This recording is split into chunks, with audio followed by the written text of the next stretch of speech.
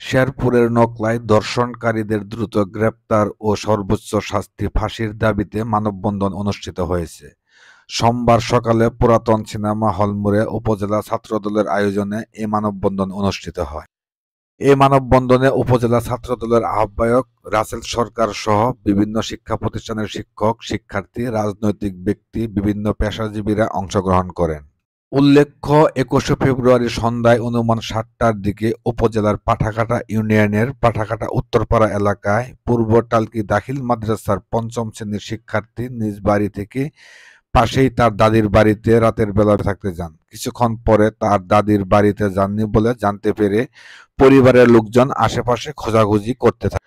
বাড়ির পাশে জনৈক রফিকুল ইসলামের ভুট্টা খেতে লোকজনের শব্দ পেয়ে সেখানে যান তারা এবং তাদের উপস্থিতি টের পেয়ে দৌড়াদৌড়ি করে কয়েকজন পালিয়ে যায়। পালিয়ে যাওয়া ব্যক্তিদের মধ্যে একজনকে চিনতে পারেন তারা। সে উপজেলার সালোয়া এলাকার আবু সাঈদের পুত্র আশিক।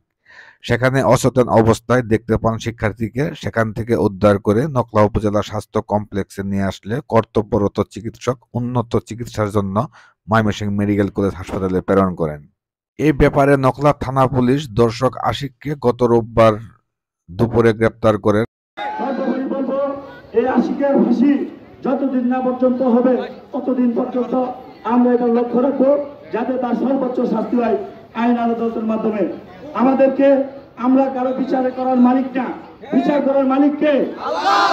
বিচার করার মালিক কে?